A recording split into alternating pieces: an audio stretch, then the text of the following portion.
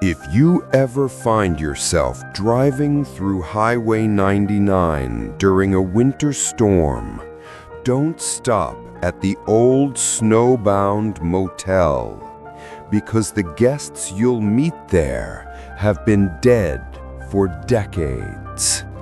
And if they invite you to stay the night, you will never leave. January 12th, 2019, 9:43 p.m. A brutal blizzard crushes Northern California. The highway cameras caught something strange that night. A single car pulling into the snowbound motel, but no car ever left. The driver, a 32-year-old man named Alex Carter, was reported missing the next morning. His phone pinged only once from inside that motel, and then it went silent forever. The sheriff's department searched the entire highway. They found Alex's tire marks in the snow, leading into the motel parking lot, but there were no tire marks leading out. And the motel? Completely abandoned. Rusty locks, broken windows, no heat, no electricity.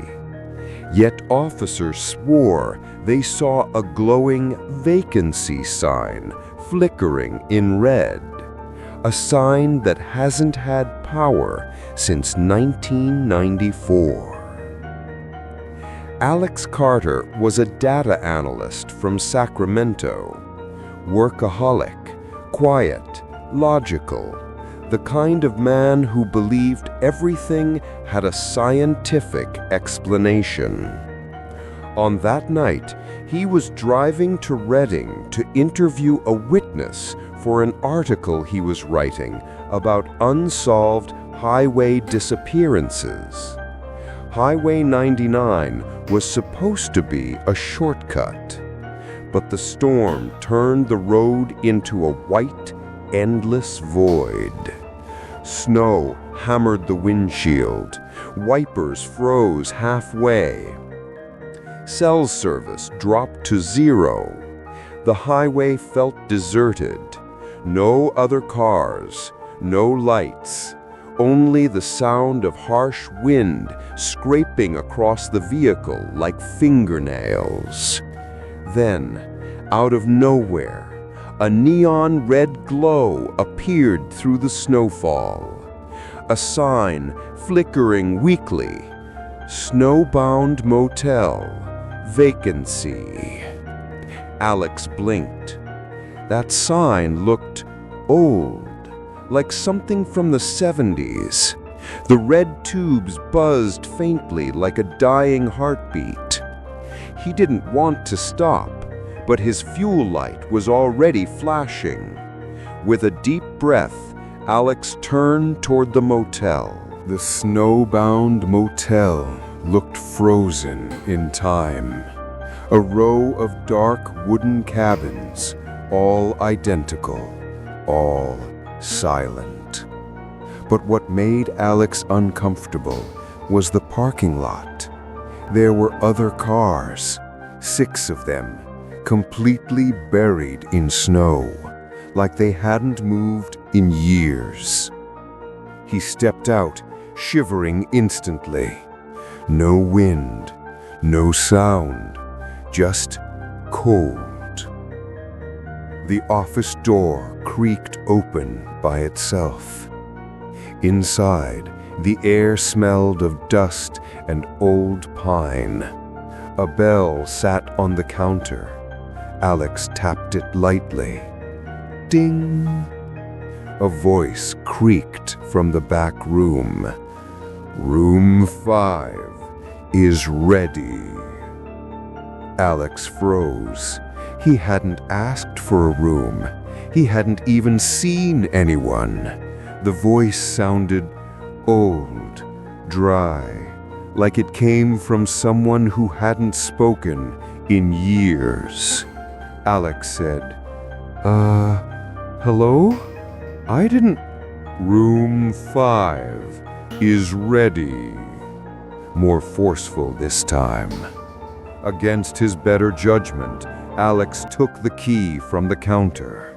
Old metal, cold as ice, a tag hanging from it. 5. But the 5 looked hand-carved with a knife. Room 5 felt wrong the moment he entered. The air was stale. The walls had scratches. The window was frosted from the inside.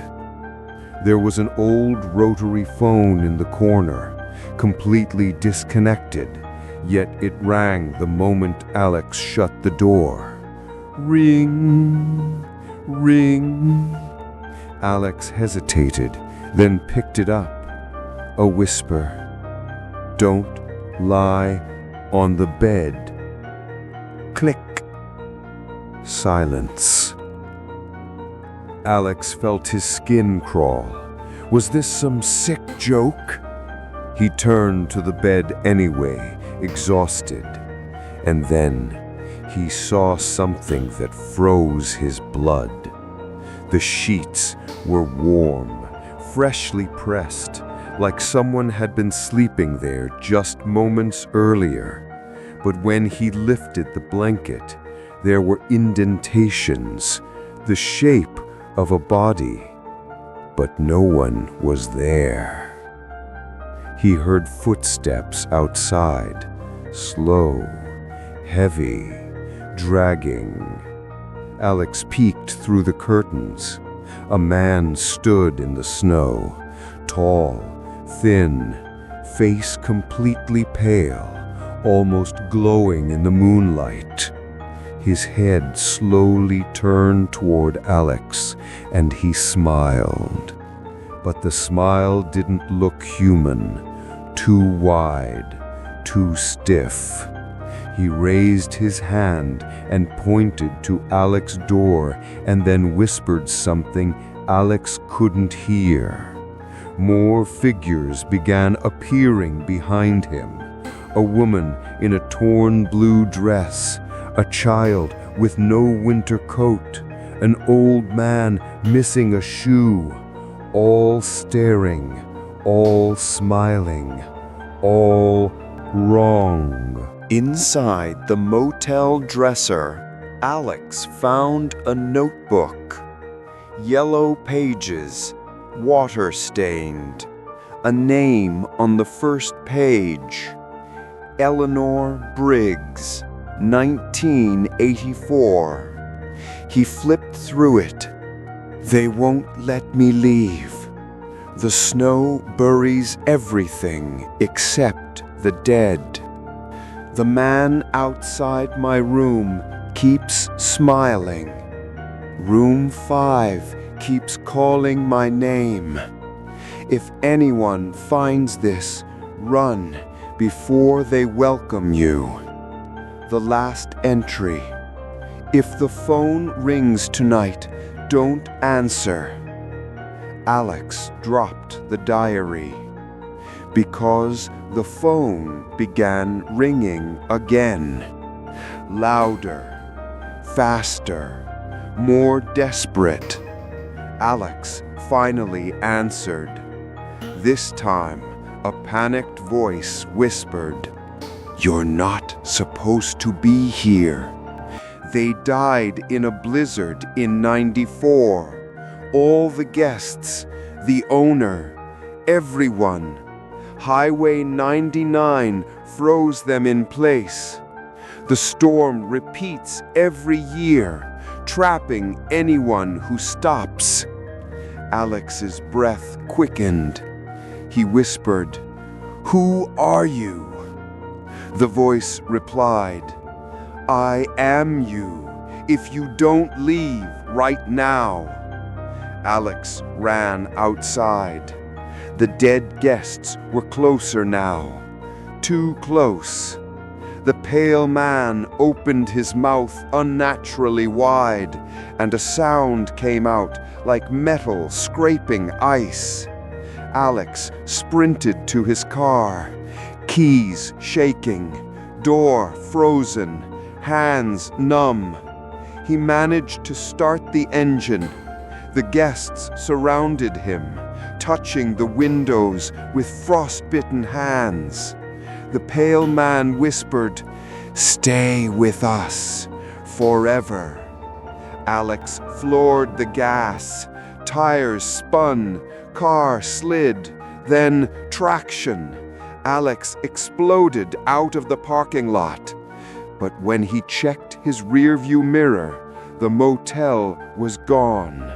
No sign, no cabins, no lights, just white, empty snow. The next morning, Highway Patrol discovered Alex's abandoned car. Door open, engine still warm, but Alex gone. All they found was a motel key engraved with the number 5 and fresh footprints in the snow leading toward the woods. Footprints that suddenly stopped mid-step. Locals say the snowbound motel doesn't exist on any map, but every winter, during the worst storm, drivers see a red neon sign flickering in the distance. Vacancy. And those who go inside, they check in, but they never check out.